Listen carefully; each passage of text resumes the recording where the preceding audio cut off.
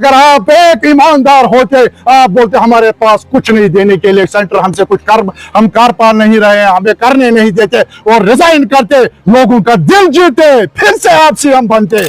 आप तो बाकी रिबने काटते हो ना, बाकी तो मरे बाढ़ में जाए। अरे इस गैर मुस्लिम से सीखो, विजय से सीखो। हमारे पास भी ऐसे ही सवाल आते थे कि बोला जाता था कि अगर आप ड्रग्स की रैली करते हो, बाकी प्रोग्राम करते हो, डिस्ट्रिक्ट वाइज जाते हो, तो ये शराब की दुकानें क्यों खुली जाती है और रोज रोज का ये माजरा कब तक चलेगा और रोज रोज दुकानें और ज्यादा होती है। देखिए, मैंने इससे पहले भी कहा है, ड्रग्स के लिए जितने भी कदम जम्मू कश्मीर पुलिस ने उठाए, चलो हम उनकी सराहना करते हैं। और जैसे कि एलजी साहब ने जो हमारी पूरी डिस्ट्रिक्टों में ये रैलियां निकाली, तो अच्छा है, तो कुछ हुआ, उससे भी बहुत ज्यादा फर्क पड़ गया है और बहुत ज्यादा कामयाबी मिल चुकी है।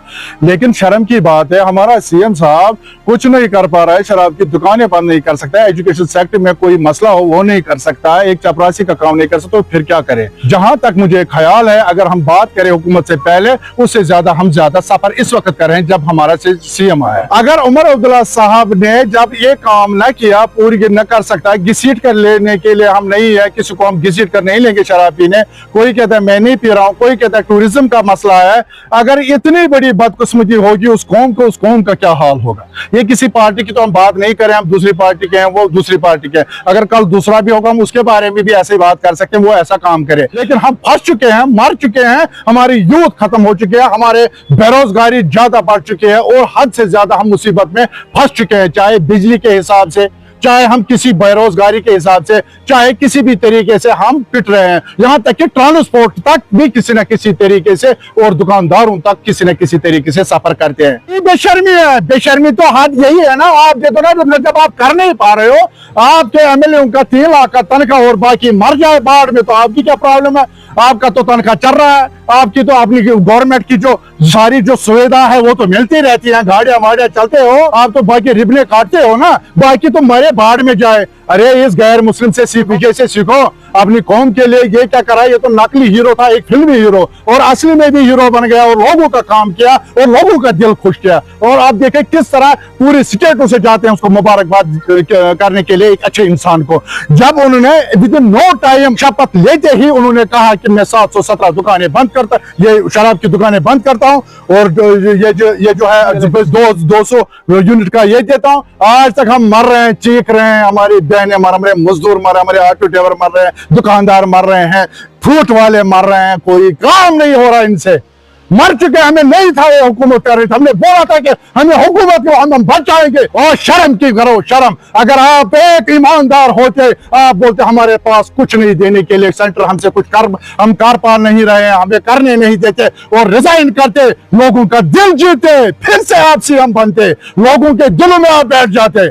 आप बोलते हैं उनको नहीं, मैं इस सीएम की कुर्सी को ठोकर मारता हूं, और आप बोलते जब मुझे करने नहीं दे रहे हो। लेकिन जब आपकी कमजोरी होगी, जब आप कुछ होगी, किसी न किसी में इन्वॉल्वमेंट होगी, तब आप डरोगे, जब आप में कुछ होगा।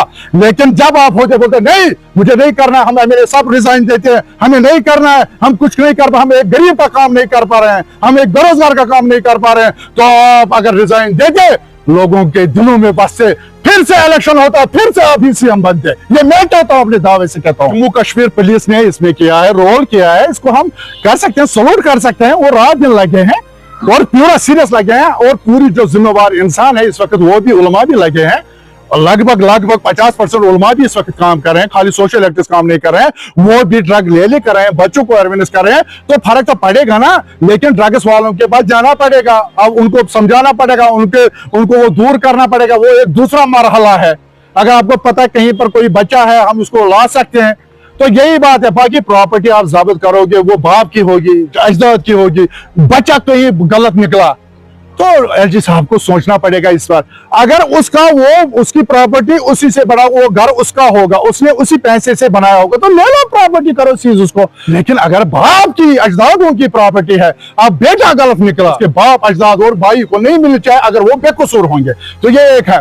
दूसरा मरहला हम किस तरह इसको खत्म कर सकते हैं। जिस तरह हम चलते आए हैं, हम कहीं तक कामयाबी हो चुके हैं, हम इसको चलते रहेंगे, पुलिस के साथ हाथ मिला के चलेंगे और इसको खत्म करेंगे और इसको आगे लाएंगे। जो भी ड्रग उनको समझाएंगे, उनको लाएंगे, उनको कुछ ऐसे कुछ मेडिसिन है जिससे वो फिर इससे दूर रहेंगे, तो वो भी हो सकता है, अवेयरनेस हो सकती है, वो चीजें भी हो सकती है। तो इसमें अगर ड्रग्स में किसी में फांसी में लोग स्टूडेंट जाए, यूनिवर्सिटियां जाए, शराब की बोतलें कब्र में छुपाता था बंदा, मतलब शाम को कब्रिस्तान में रखता था चोरी करके, उसको तो पता था वहां कोई नहीं जाएगा।